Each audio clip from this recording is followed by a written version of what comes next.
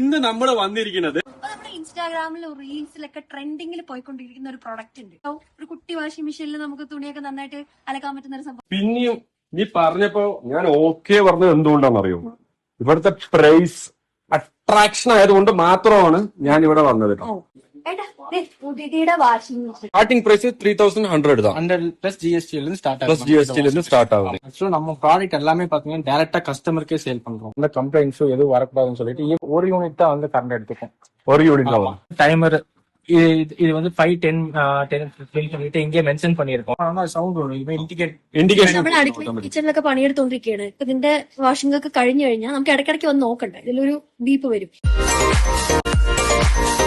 ഈ രണ്ട് സൈഡിൽ കാണുന്ന ഇത്രയും വാഷിംഗ് മെഷീനുള്ളേ ഇവര് ഡിസ്പാച്ചിന് വേണ്ടി റെഡിയാക്കി വെച്ചിരിക്കുകയാണ്. റെഡിയാക്കി വെച്ചിരിക്കണേ. നിങ്ങൾ എപ്പോ വന്നാലും സെയിൽ ചെയ്യാൻ റെഡിയാക്കി പക്കാവാക്കി വെച്ചിട്ടുണ്ട്. അപ്പൊ நீங்க அப்படியே ஆன்லைன் டெலிவரி இருக்குங்களா? நம்ம எல்லா ஹோம் டெலிவரி பண்ணி வச்சிருக்கோம். எல்லா பக்கமும் ஃபுல்லா வந்து ஹோம் டெலிவரி பண்ணிட்டு இருக்கோம்.